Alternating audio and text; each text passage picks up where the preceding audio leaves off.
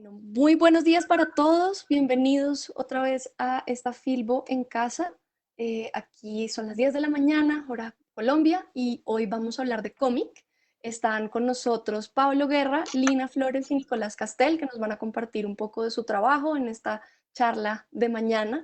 Pablo, Lina, Nicolás, muchas gracias por estar aquí con nosotros. A todos ustedes que nos están viendo desde sus casas, gracias por acompañarnos y por favor disfruten mucho la charla.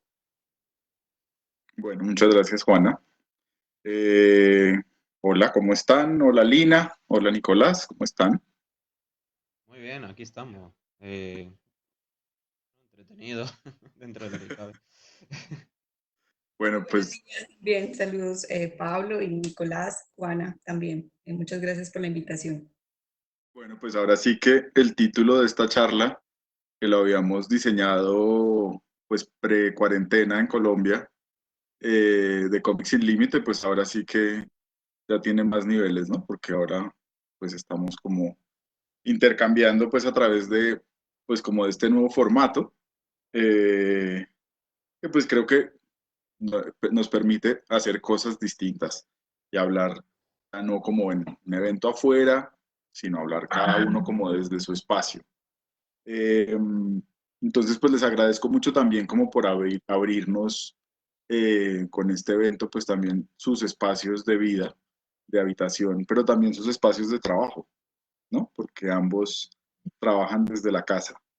Eh, Cuento un poquito como para la audiencia, pues Nicolás Castel es coautor junto a Oscar Pantoja del libro Borges, El laberinto infinito, que es una novela gráfica. Bien, sí, ahí está. Ah, bueno, Sí, mira. vamos a hacer trío de ediciones remotas, me parece muy bien. Nicolás Fantástico. también trabaja como ilustrador, eh, y pues Lina hace parte de Altaís Comics, como bien dice el banner que la acompaña ahí atrás. eh, es guionista, es periodista, pues digamos que es como una de estas eh, gestoras así incansable del cómic en Colombia. Eh, yo tengo el honor de ser editor de un libro que hizo junto a Pablo Pérez, que es Emilia, una vida gráfica, ahí está. Yo no tengo un ejemplar de Emilia, justo antes de que empezara la cuarentena, le entregué mi ejemplar que tenía en la casa a una amiga que lo iba a llevar a España y aquí estoy sin libros de mis autores, ¿no? Eh, pero bueno, quisiera que arrancáramos aprovechando este espacio pues como de conexión, de ventana a sus lugares de trabajo para que me compartieran un poco como sobre sus procesos de trabajo. No sé quién quiere arrancar como porque me parece interesante, tenemos una guionista, tenemos a un dibujante y ver también cómo cada uno, pues como que articula y nos cuenten un poquito cómo van, cómo se ve, digamos, esa pantalla de ustedes, ese escritorio de trabajo, eh, de lo que estén haciendo ahora, o si quieren hablar puntualmente de los libros, pues me parece. Bueno, Como quieras, Nicolás, si quieres, empiezas y bueno, si quieres empiezo yo. A ver, puedo compartir lo que estoy haciendo ahora mismo, que es una portada de libro.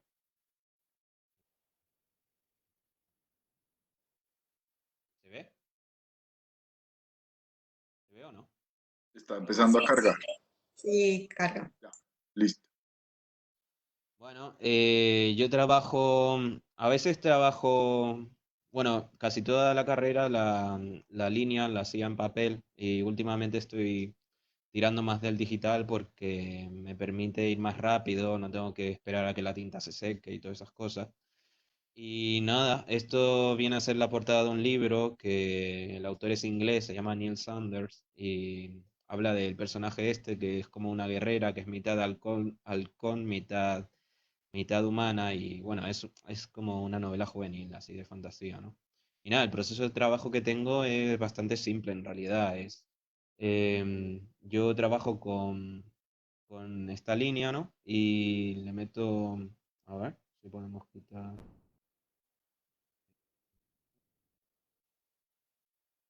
No, segundo, aquí está. para que se vea la línea clara.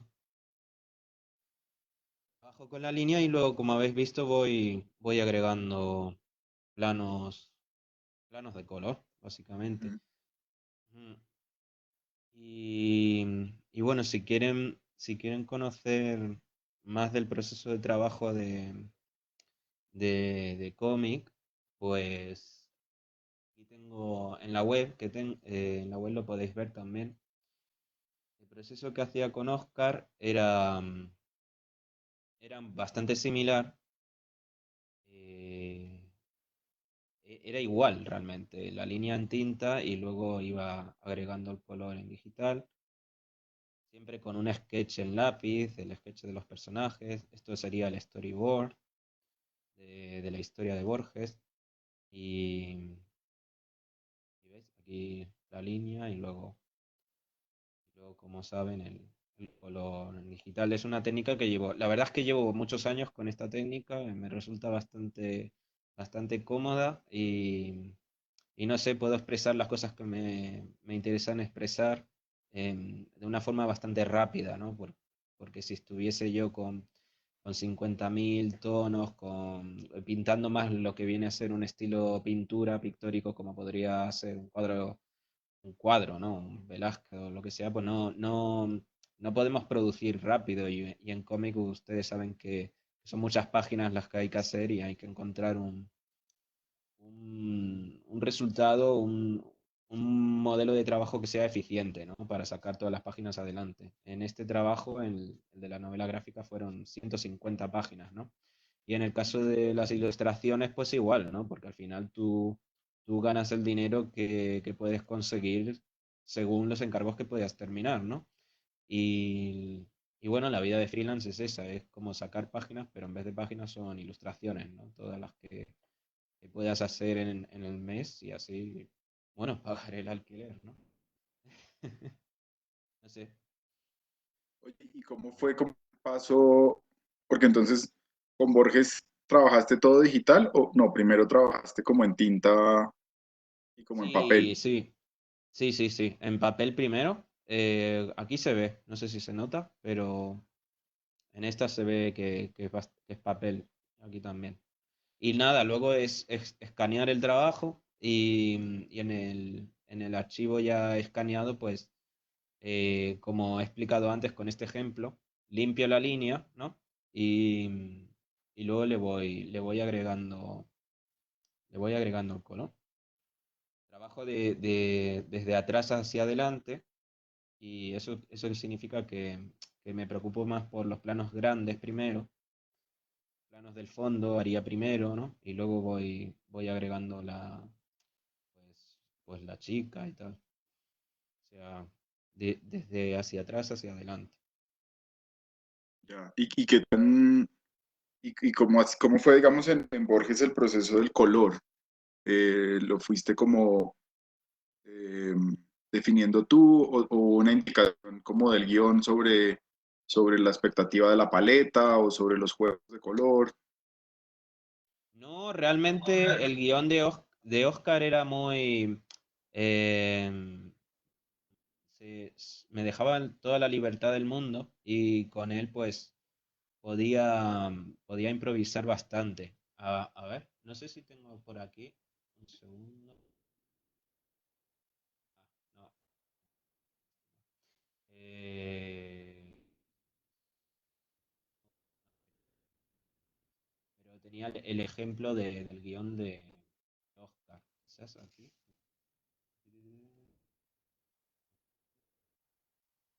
Ah, mira, sí, aquí está. Tiene años. Oscar me daba este guión. ¿Qué ha pasado?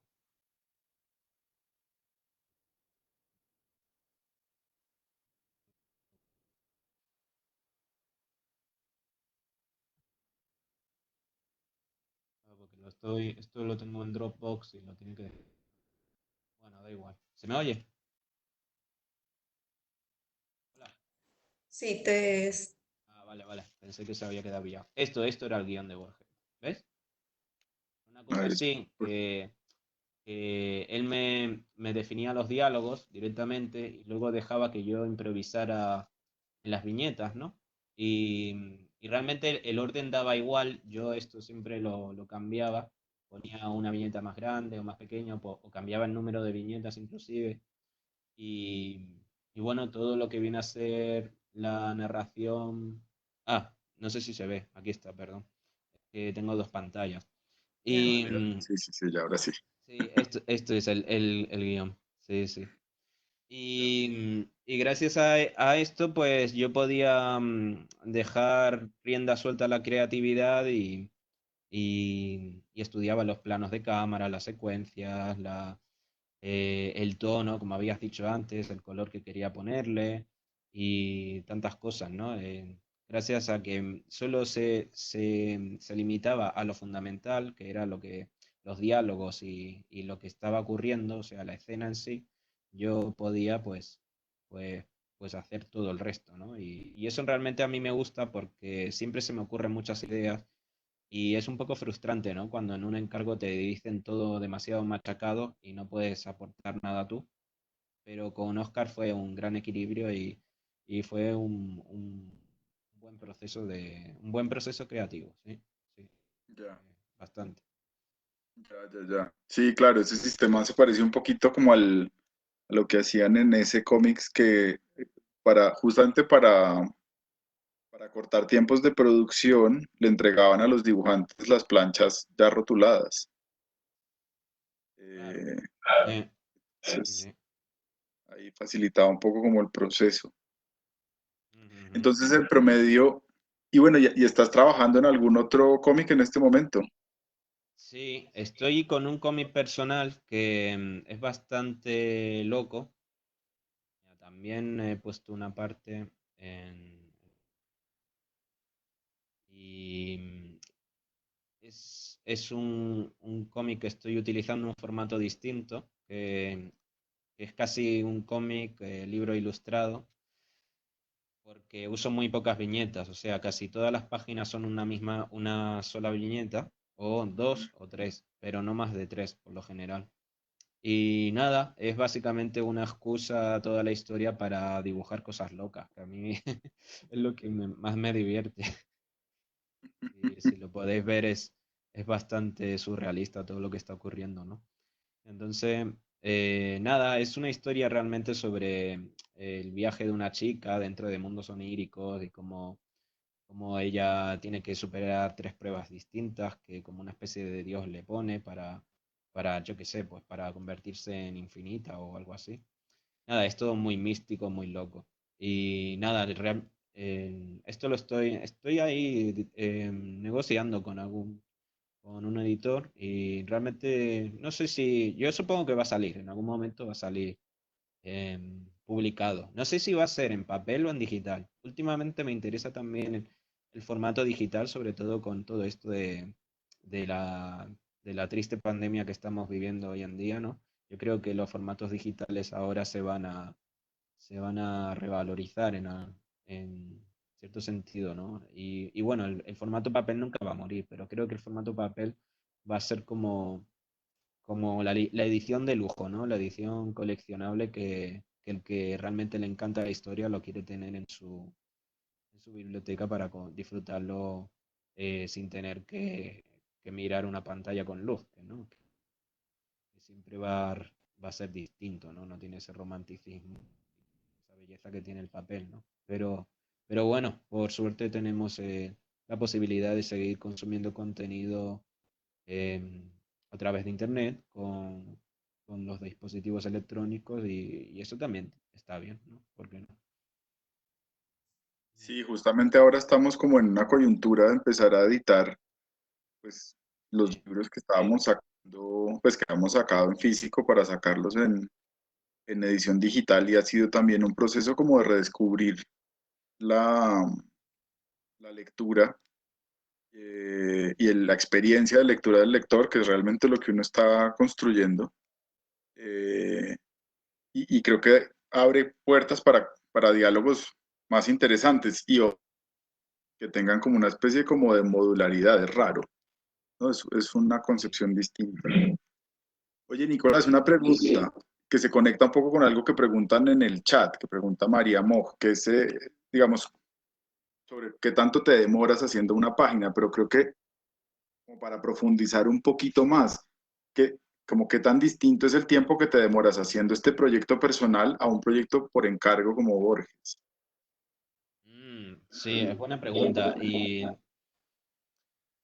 a ver, es complicado porque depende de la página. O sea, por ejemplo, esta página, por poner un ejemplo, no tardé lo mismo, aunque tardé poco, realmente este proyecto personal me lleva menos tiempo porque no tengo que ceñirme a una época histórica, por ejemplo, como así en Borges, donde tienes que tener cuidado con los elementos que distribuyes, ¿no? En la escena. Es como una película realmente, no puedes poner un reloj Casio digital, ¿no? Porque eso no queda bien, ¿no? Pues eso se aplica a todos los elementos, los vestidos, los sombreros, los tranvías, la arquitectura, todo eso requiere una documentación que realmente yo disfruto porque sobre todo cuando estudiaba en la carrera o incluso antes, me gustaba hacer muchas cosas históricas. Por cierto, una anécdota, esta máscara que hay aquí, la he sacado del Museo de Oro de ahí de Bogotá. Ujú. Es una Sí, sí, sí. máscara muisca, sí. Y pues eso, yo realmente en esto pues tardaría, pues diría que esta página así como la veis en color, pues perfectamente la puedo sacar adelante en 8 o 9 horas repartidas en día y medio. Y Borges, dependiendo de la página, a ver, no tenemos. Por ejemplo, esta viñeta me llevó bastante, porque tenía que estudiar cómo era la estación de la estación que estaba ahí en el barrio sur, ¿cómo se llamaba? Estación, ay, ahora no me acuerdo. Luego me Precisamente acuerdo. te ¿Cómo? quería preguntar por eso, Nicolás, porque una de de los movimientos más bonitos que me parece de Borges es la salida que hacen de la Biblioteca Nacional de Buenos Aires y cómo van haciendo ese zoom out de cámara, página a página y tienen un plano panorámico luego de Buenos Aires. Esa Ah, solución sí, gráfica es muy bonita, también ay, como para... muchas gracias. Sí, Gracias, gracias. Eso me alegra porque no sé si está aquí el final. Bueno, esa escena, tampoco hagamos spoiler. Aunque bueno, el libro de. A ver, me sirve una doble página. Pero no es solo New Jersey, sino toda la ciudad. Vale, aquí pone el guión de Oscar. Bueno, supongo que para no pedirme demasiado trabajo, pues resolvió esa escena en dos viñetas, ¿no? Y sin embargo yo hice varias páginas porque quería bueno, la verdad que estaba un poquitín cansado ya de dibujar el Borges porque llevaba como 2 años con ese proyecto. Si bien intercalaba con otros proyectos, pero está claro que todos esos años, pues al final pues te cansa un poco, ¿no? Creo que lo tengo tengo un GIF de la escena que dices. Ay, no sé si me deja esto. wow, bueno, un GIF. Sí, lo tengo un GIF en este proyecto, aquí en esta web. Sí. Tengo un GIF del proceso creativo si no me falla la memoria, creo que lo puse aquí.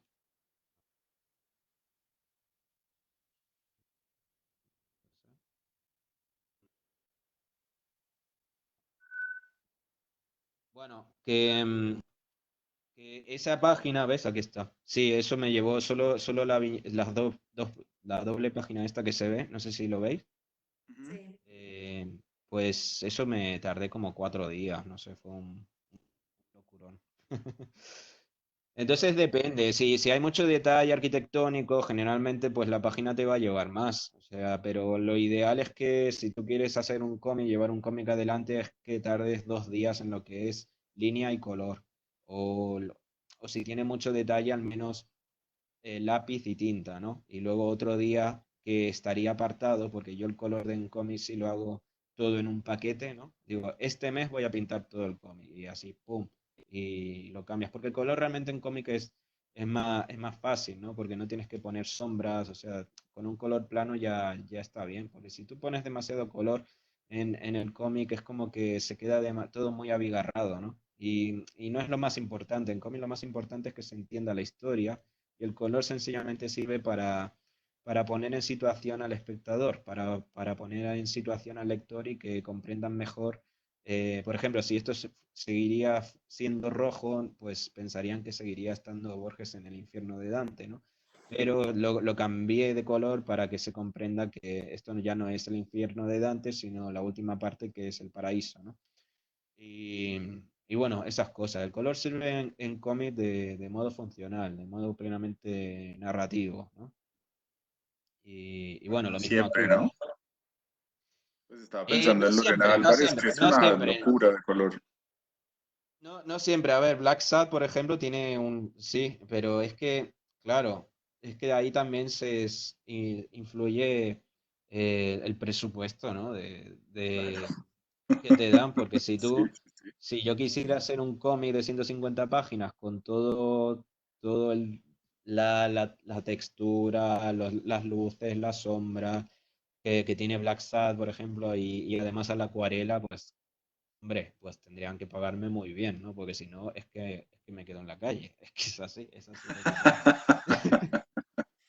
Pero es cierto, Bueno, de pues todas les maneras, propongo sí, que le abramos ahora, que si Lina quieres abrirnos tu ventana y contarnos un poco de tu proceso.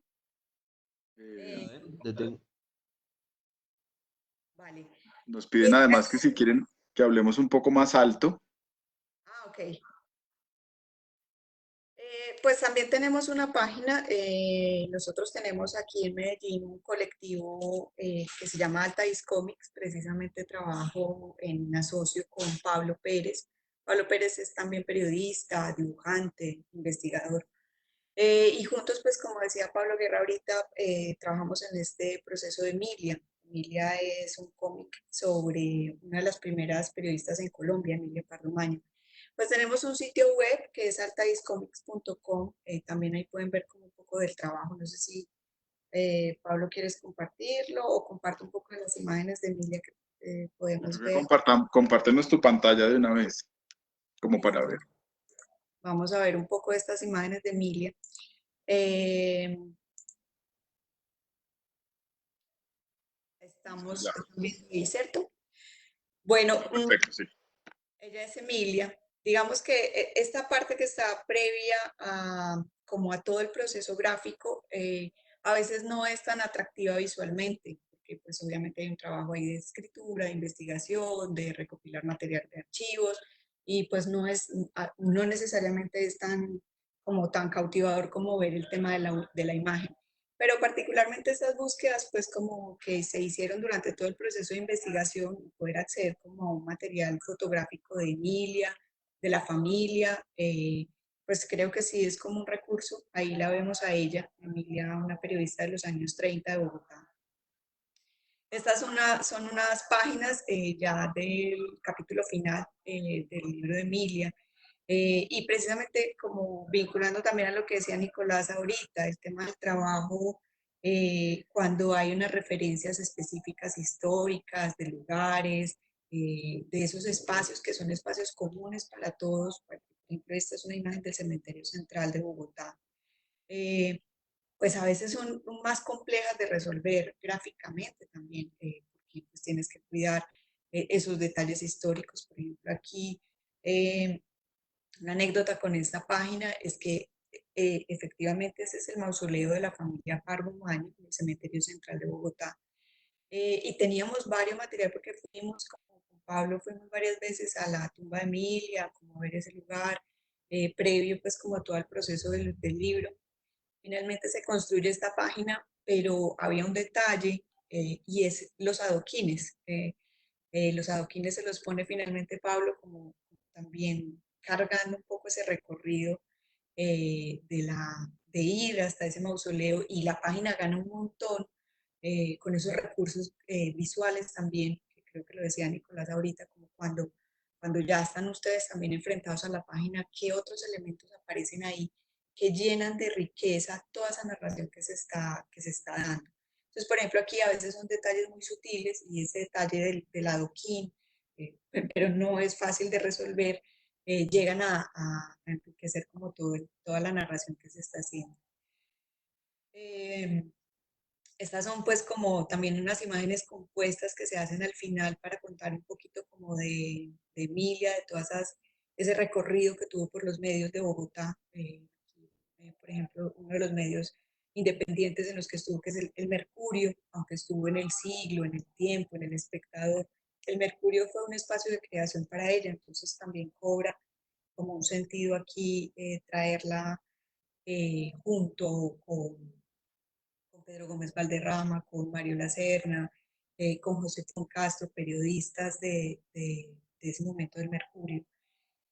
Bueno, esta es una página que al final de todo el proceso de producción decidimos también incluirnos con Pablo Pérez y poder finalmente estar con ese personaje que también estuvo tanto tiempo en la vida de nosotros. Un poco lo decía también Nicolás ahorita, cuando llevas tanto rato trabajando en un proyecto, que se vuelve el día a día, que se vuelve como el tema de conversación constante, pues es como si ese personaje literalmente entrara a vivir a tus espacios. Y esta página finalmente fue como podernos tomar esa foto con Emilia, pues que no es posible. Entonces, pues es una como de las páginas que más queremos también, como poder tener esa imagen con ella. Creo que es Eh, bonito también como ese nivel de encarnación que tiene el dibujo, de la posibilidad de, pues como de construir, de poner al personaje a hacer otra cosa, ¿no? Como que a veces es como partir de una foto, pero que en realidad es juntar muchas referencias para construir un mundo donde pueden pasar este tipo como de imágenes muy afectuosas, pues esa imagen la incluimos en el libro y tiene como esa misión de ser como que no es una historia distante de Emilia Pardo Umaña, sino que también es como un acercamiento como muy personal, ¿no? Como que es muy bonito poder dibujar una foto de grupo imposible. sí, es cierto. No solo,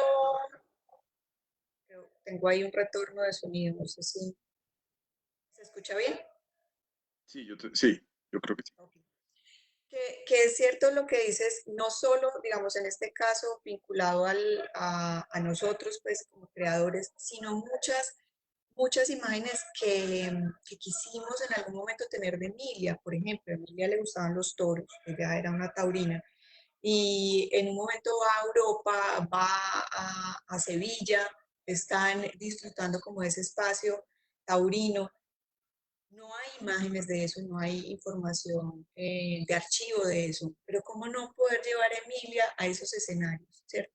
A esos lugares que también fueron sus lugares de afecto. Entonces, también esto es como una posibilidad infinita de crearle esos mundos y poder ver esos personajes en esos mundos que sabemos que también fueron sus mundos de afecto, sus lugares de afecto, esos medios en Bogotá, digamos, esos grandes medios, pero también esas personas que estuvieron como con ella, poderlos hacer coincidir en un espacio-tiempo que es una página de un cómic, es una posibilidad muy maravillosa que nos da como este lenguaje. Aquí hay otras imágenes de archivo, especialmente pues como de algunos medios, donde podemos ver Emilia trabajando también pues como en su pequeño escritorio de redactora. Eh, Esa foto me encanta. Ah, bien, ahí está, listo. bueno, aquí, por ejemplo, esto fue como uno de los primeros procesos como para entrar al tema gráfico, cuando se empezaron a hacer esos estudios del personaje de Emilia. Y era una de las cosas más complejas también de resolver ahí, era poder presentar como la evolución en edad de ese personaje. Era una, unas historias que tienen componente de ella niña, de ella adulta, pero adulta joven, de ella mayor, cómo poder también hacer y presentarla en esas transiciones de edad. Entonces, sí había un material de archivo que nos permitió como ver también esa evolución de ella en sus facciones, en sus líneas. Y pues aquí Pablo Pérez construye como todo este estudio de personaje para ver también en la simplificación de esas líneas cómo se pueden conservar unos rasgos generales pero cómo se puede estar hablando también de ese paso del tiempo del personaje. Eh, entonces, pues aquí la vemos a ella también como en esas varias facetas. Las imágenes de archivo.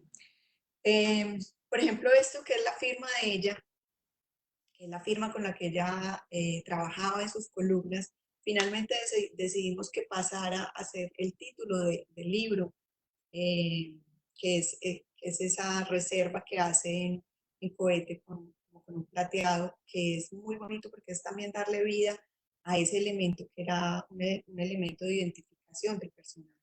Y llega a ser pues como el recurso final para darle la titulación al libro, pero pues no solo en el texto, sino visualmente poder recurrir también como a ese recurso. Hablando un poquito también como de ese proceso de creación, creo que es como complejo cuando uno trata de llevar un personaje que tiene su vida, que fue conocido, que fue identificado, que creo que ahí también ustedes con el proceso de Borges y con Oscar Pantoja creo que también pues se hacían esas preguntas, cómo no poder llevar esos personajes a un cómic. ¿Qué de esos rasgos conservar ahí? ¿Qué de esa información potenciar con lo gráfico, con lo narrativo, con el lenguaje? Y particularmente, pues en este trabajo de Emilia hay una decisión muy importante y es que Emilia es la narradora, la voz de Emilia y sus columnas son las que le dan vida a este trabajo. Pues porque está su voz y cómo vamos a privarnos también de tener su voz y de que los lectores puedan precisamente relacionarse directamente con esa voz de esa periodista colombiana. Creo que ahí tu labor como guionista, pues en parte también, ahí sí que es reorganizar, ¿no? Porque fue no tanto escribir el texto confusamente pensar que hace un guionista, que no es lo que hace para nada, sino justamente como partir las columnas de Emilia para ver cómo se daba a partir de ellas una reconstrucción de momentos de su vida. Eso es como un caso muy bonito y como una acción muy bonita de creación, de recreación nada más. Sí, yo creo que ahí también todo el ejercicio de cuál es la narración con la que tú decides hacer una historia, cuál es la línea que te va a marcar esa historia. Entonces, por ejemplo, uno de los desafíos con Emilia, Emilia fue una mujer que publicó, no sé, 5.000 notas durante toda su vida. Es un material muy extenso. ¿Cómo hacerle un filtro a eso? ¿Qué material presentar de ella y qué no? Y una de las decisiones más importantes era, es la voz de ella, ¿sí? Pero podría ser la voz de ella narrando a Bogotá, por ejemplo, porque tiene unos reportajes sobre Bogotá, tiene unos recorridos históricos, tiene unas crónicas de viaje, entonces podría ser Emilia narrando Europa, por ejemplo. No, entonces era una decisión también de hacer una narración autobiográfica, seleccionando también todo ese contenido que lleva a la construcción de ella misma como periodista. ¿Cuáles fueron los tránsitos y las decisiones de personalidad, de carácter, las aventuras, las anécdotas que marcaron su vida para de alguna manera hacer ese camino que ella tuvo de llegar a estos medios en Bogotá, de escribir como escribió, de dedicarse a los temas que se dedicó? ¿Cuáles fueron también esos personajes con los que se cruzó? Y cómo a través de las mismas columnas de ella hacer esa selección de esas historias que permiten ver esa personalidad y esos momentos de vida que la llevan a este asunto. Entonces, seleccionar ese material es enfrentarse a hacer renuncias también, a decir, no, esto no construye esta narración, sí, esta historia se aporta, esta historia nos está hablando de una personalidad fuerte o de una personalidad que entra en conflicto con una época, por ejemplo, esa Bogotá de los años 30 y 40, era una Bogotá en la que las mujeres no estaban en ciertos escenarios públicos. Entonces, entrar a contar, por ejemplo, un episodio en el que ella llega a esas salas de redacción, cómo se enfrenta con esos periodistas hombres, con esas voces de alguna manera de poder, de opinión de esa Colombia. Entonces, ¿qué escenas y qué narraciones presentar ahí, por ejemplo? Y bueno, también toda la decisión de dónde extenderse gráficamente con algunos momentos, cómo darle prioridad o no a algunos personajes en las historias. Pero yo creo que ahí también el trabajo en equipo es muy importante, porque una cosa es la idea que tú tienes o que te vas haciendo de ese personaje y otra cosa es lo que pasa cuando pones en conversación esas ideas con otros investigadores, con otras personas. En este caso, pues esto fue una investigación conjunta, Pablo Pérez y yo. Entonces podíamos tener como esa discusión constante, sí, no, esta historia aporta, no aporta, este momento de vida sí nos está permitiendo contar este rasgo de Emilia o no. Entonces la conversación sí creo que es un momento muy importante para poderle dar más peso a la etapa del ejercicio de creación. Qué bien, qué bien. Sí, no, y es que claro, hay una cosa ahí como de, digamos, en ambos libros está el reto de tener que agarrar a un personaje en varios momentos de su vida y darle unidad, ¿no? Me hace pensar pues como en esos ejercicios de, pues, tradicionalmente los personajes de cómic eran personajes que no envejecían, pero pues está como ese gran quiebre.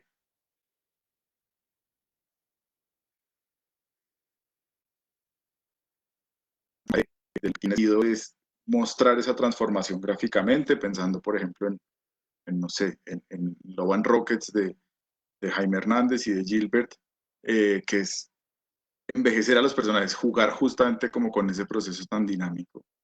Y creo que ambas, como fue ese proceso como ya de diseño del personaje estratégico en términos de lo vamos a ver a estas personas reales en distintos momentos de su vida. Esa es una pregunta para los dos. Y no sé si quieres, sí, ¿quién quiere arrancar? Nicolás, ¿quieres? Sí, realmente eso nos interesaba desde el principio porque si bien recuerdan, el trabajo de Borges es de relatos cortos, ¿no? De relatos de 12 páginas más o menos, por regla general, 10 12 páginas. Y entonces queríamos usar ese mismo formato para, de pequeños capítulos de 10 12 páginas más o menos, para conseguir eh, contar distintos momentos de su vida, ¿no? De su infancia, de su, de su vejez, y sobre todo de la época de cuando él estaba desarrollando lo que fue sus primeros relatos de ficciones, que dentro de esa antología está el emblemático cuento de la Aleph, ¿no? Todos lo conocemos, de cuando el personaje encuentra un punto en la esquina de un escalón de un sótano, donde todos los puntos del universo confluyen y en un segundo lo ve todo. Lo conoce todo, de todos los océanos, todos los libros, todos los idiomas, todos los planetas y todas las personas. En esa época él estaba enamorado de una chica que fue un amor frustrado, se llamaba Nora Lang, y como que esa frustración, esos sentimientos y esa intensidad los aplicó mucho a estos cuentos, sobre todo este de la Lez, porque, no sé, ahí le metimos nuestra propia interpretación, supongo, sobre todo Oscar, pero bueno, cuando uno se enamora es como que esa persona es un infinito, ¿no? Como que esa persona es todo un universo, ¿no? Y no sé, nos metimos un poco en la piel del personaje ahí, de lo que pudo sentir Borges ahí, y bueno, lo expresamos de esa manera. Cortando un poco, ¿Se, soy yo. se me oye? No sé. ¿Se me oye bien? Cortas. Ah, me corto. No sé. Sí. Bueno, pues eso. ¿Lo explico otra vez o se escuchó? No, está bien, creo que se alcanzó a entender, sino que al final ya te estabas empezando como a cortar un poco. Eh, vale, vale, vale. Pero, y digamos, también hay una relación como con el espacio, ¿no? Como con los espacios proyectados en el pasado y entender también esos recorridos en términos espaciales. Eh, digamos, me parece interesante que, claro, Lina y Pablo Pérez están en Medellín, pero esta es pues reconstruyendo la historia de una de las primeras periodistas colombianas, pero que además era una señora muy bogotana, ¿no? Y entonces está esa proyección a un espacio distinto, a una reconstrucción de una época, pero también desde una distancia que yo creo que le da una fuerza bonita. Sí, pues de hecho ahí pasa una cosa muy simpática y es que pues nosotros nos enamoramos de una Bogotá que hoy en día pues ya quedan es como unas huellas o unos rastros en la Bogotá que es. Pero esa Bogotá, por ejemplo, que tenía esa dinámica cultural ahí en el centro, en la Jiménez con Séptima, esa fue como la Bogotá que vivió Emilia.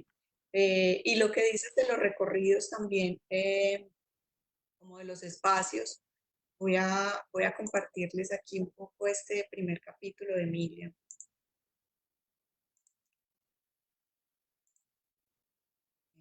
¿Están viendo ahí? Yo sí. Ok, bueno, este está en el sitio de Alta Comics y precisamente una de las cosas que también buscábamos era poder invitar al lector a hacer un recorrido por esa Bogotá.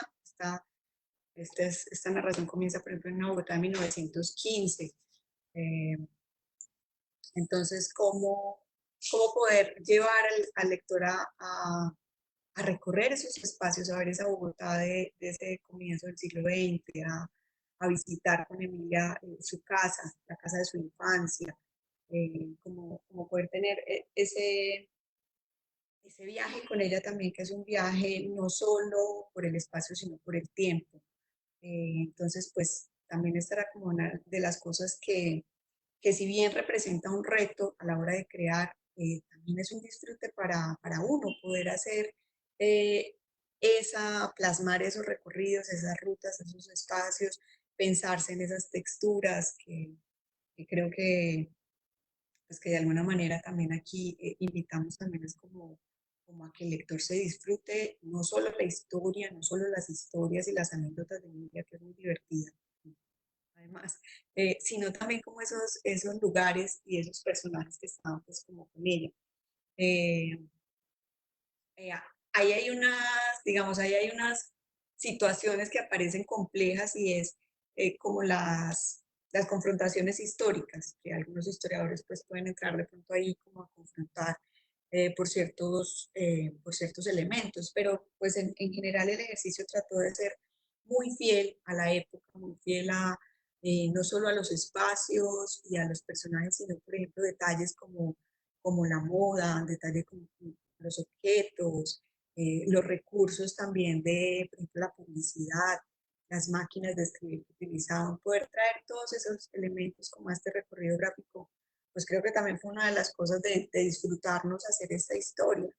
Eh, por ejemplo, los medios de transporte, los aviones, el avión en un momento, los carros, era, era muy rico poder pensarnos cómo llevar eso a lo gráfico y hacer toda la investigación como de referentes para poder construir esos medios de transporte como lo más fiel posible a la época en la que vive Emilio.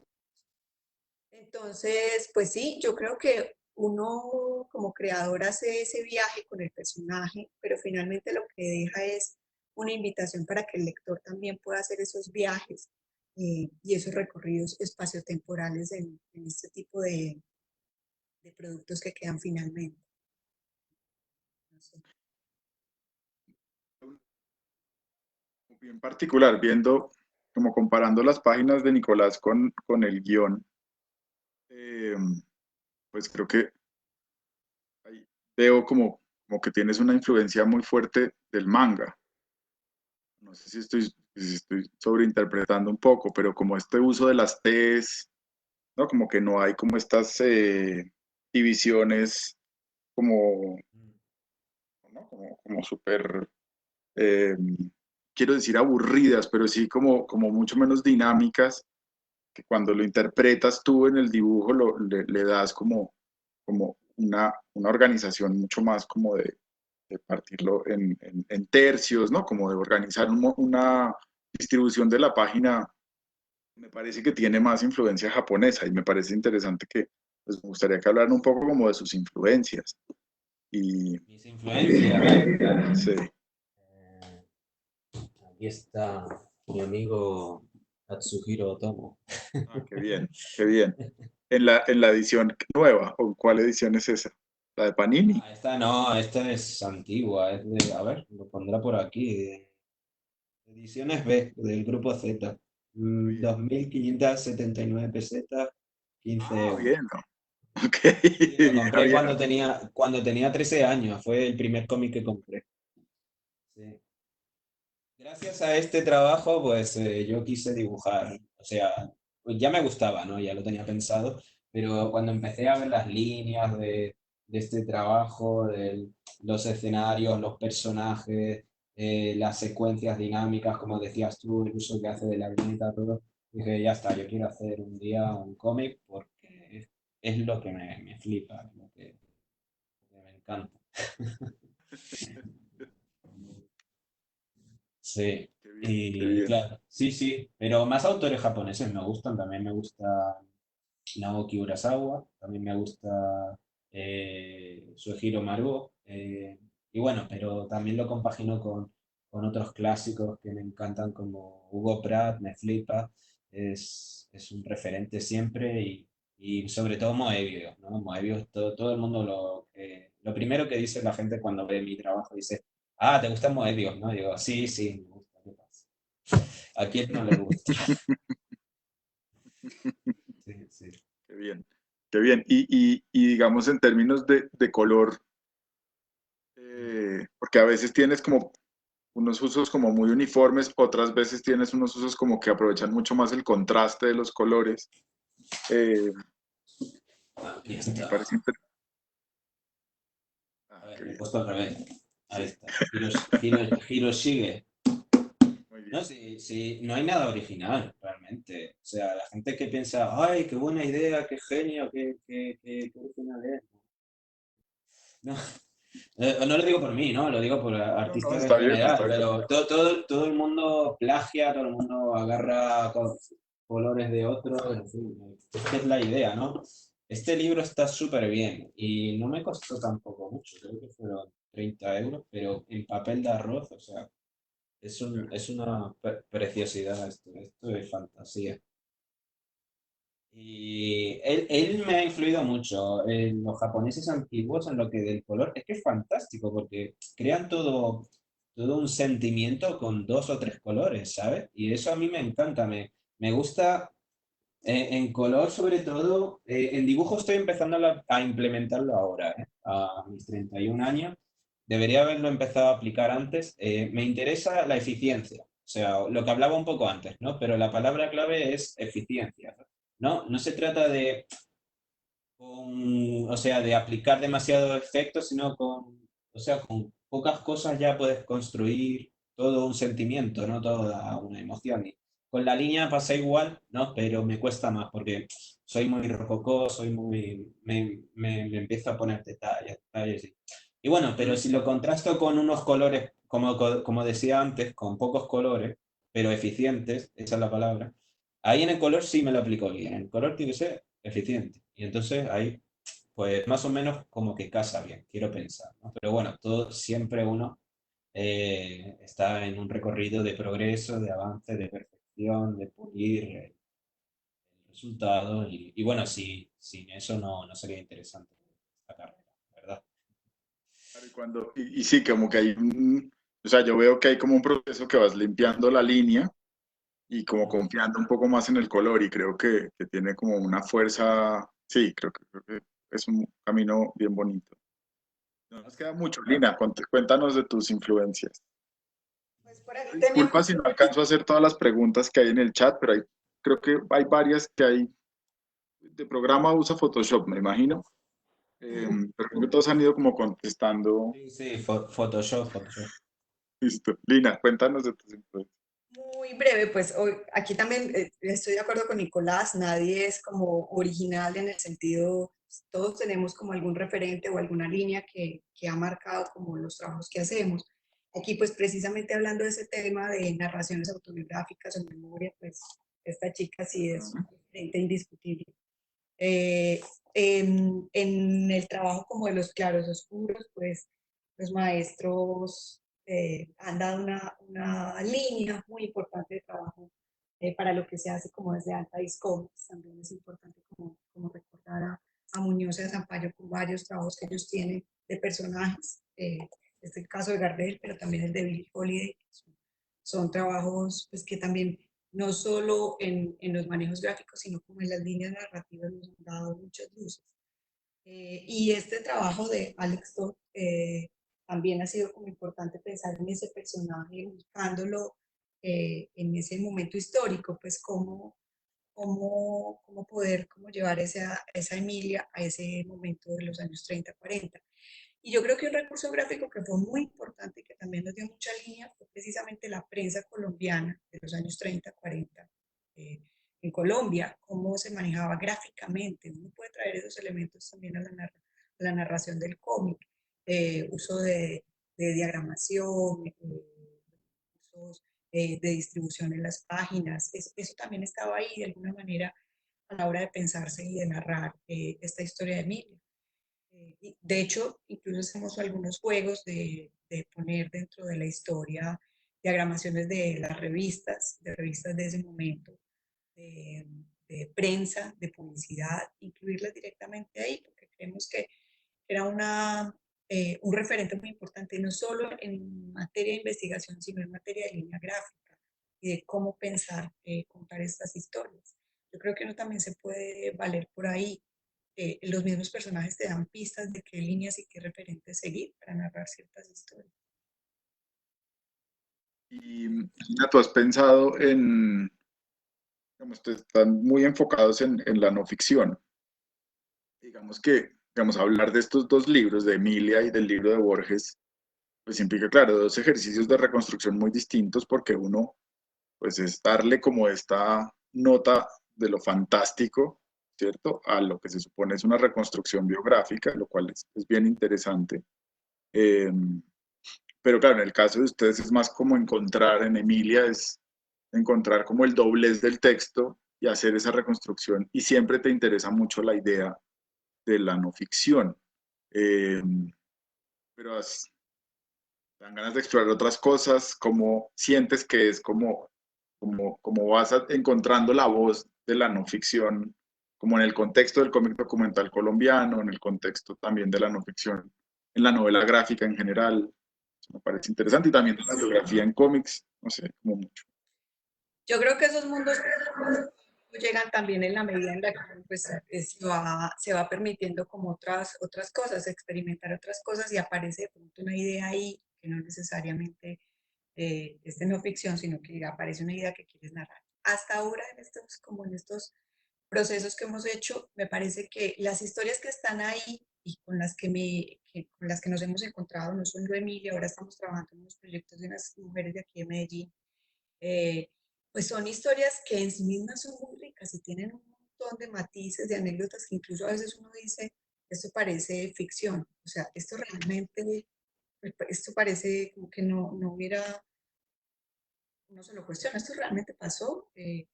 Entonces, pues sí está ese recurso de estas historias ahí. Igual hay una formación de periodista que también sí me da una línea de querer contar, digamos, un mundo que está ahí, un mundo que me ha sido cercano, que conozco. Tal vez en otro momento llegue como la posibilidad de imaginarme otros universos. Hasta ahora me parece que el universo, los mundos con los que me he encontrado, además las personas con las que me he encontrado, vale mucho poder llevar esas historias a este lenguaje del cómic. Entonces, pues estoy permitiéndome experimentar y creo que desde Alta Discomics también. Pero desde Alta Discomics en general sí hay una apuesta por incluir la ficción y se está trabajando también en unos proyectos de ficción con otros guionistas invitados, con escritores de aquí de Medellín, precisamente buscando esa manera de contar otros mundos. Es que no necesariamente pues, el camino se cierra ahí. Yo creo que todos son ejercicios de experimentación, trabajar con otra persona de la mano, sea escritor, sea dibujante, de qué línea vienes de la formación artística, vienes de una formación de ciencias sociales, qué puedes tener para contar ahí desde los universos posibles a los que te has acercado. Entonces, Yo creo que sobre todo es permitirse la experimentación. Creo que ese espacio sí lo estamos abriendo en Altaís Comics, desde muchos géneros. Ahora, por ejemplo, se están haciendo los relatos. Pablo Pérez está publicando en redes sociales unos relatos de diario de cuarentena. eh, Están muy interesantes, que de hecho invito para que sigan esas historias. Pero bueno, creo que hay como cabida como para todo eso también en la creación. Vengan, hay una pregunta que me parece muy interesante para cerrar. Se me quedan un montón de cosas para hablar. Ojalá podamos repetir esta charla presencialmente en algún momento. Pero Carolina Gómez pregunta, ¿cómo capturar la esencia de una época más allá de incluir los detalles de los objetos y la moda? A veces me da miedo caer en la fiel reproducción de una fotografía de archivo. Creo que en el caso de ambos es una pregunta relevante, interesante.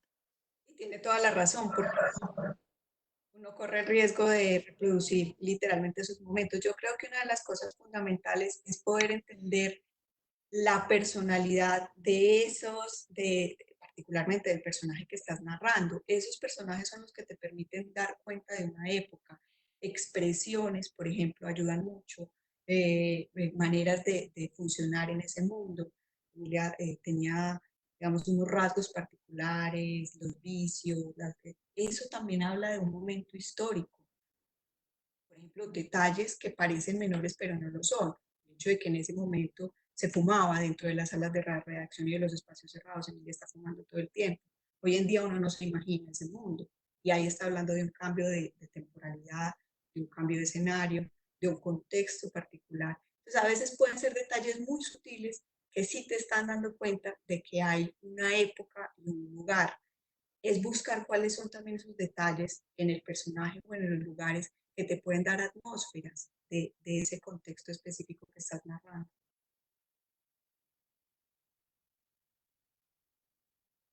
Ah, sí, estoy de acuerdo con lo que dice Lina. Cómo se mueven los personajes, las actividades que tienen también. Hay una escena, de hecho, en Borges, están todos en una fiesta. A ver, lo tengo aquí. Y,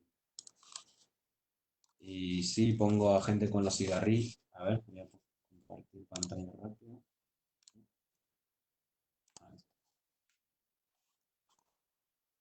¿No ves? Aquí están todos con el cigarro y bueno, también a mí entra dentro de lo que un detalle, ¿no? Por ejemplo, el reloj este me fijé un poco en el Art Deco, ¿no? Que en los años 20 estaba muy de moda, ¿no? En general. Y sí, es básicamente eso. Pero también, claro, las emociones, yo hice no sé, había un capítulo de la historia de Borges que me costó mucho dibujar, que es esta, porque es el capítulo azul, donde Borges es una época donde él trabajaba en una biblioteca, la biblioteca de Miguel Canet, tenía 40 años y no conseguía vivir de su obra y realmente estaba deprimido, ¿no? Entonces, eh, como el uso de los transportes, de la gestualidad de la expresión corporal, ¿no? El tipo está como decaído ahí. Todo eso, pues le da verosimilitud al relato, ¿no? A ver, más cosas. Pero sí, es básicamente lo que ha dicho la compañera. Bueno, bueno, pues creo que se nos acabó el tiempo. Muchas gracias a ustedes dos por abrirnos ahí como sus espacios de trabajo y vida. Y gracias a la gente que estuvo conectada. Eh, Nada, creo que estuvo muy bien. Ojalá, si alguien estuvo dibujando mientras estábamos conversando, por favor, compártalo. A mí siempre me gusta pensar que, y más en estas dinámicas, como que la gente puede estar haciendo otra cosa, dibujando, ¿no? Como creando cosas mientras uno Sí. conversa. Bueno. Muchas Yo gracias. hago directos también, si a alguien le interesa. Mi Ah, canal qué de bien. Twitch, Nicolás Castel, de lunes a jueves, a las 7 horas españolas. Será ahí 5 no, 16, 7 horas menos. Muy bien, muy bien. Y bueno, y la página de Altaís, altaiscomics.com. También sí, está la página, está la cuenta en Instagram, también Altaís Comics, entonces también pueden buscar y sí, también estamos compartiendo no solo información de nosotros, sino también tratamos mucho de contar de lo que está pasando del cómic en Colombia, que hay muchas cosas ahí que vale la pena ver y seguir. Bueno, muy bien, muchas gracias. Gracias, Gracias a todos. Cuídense mucho. igualmente.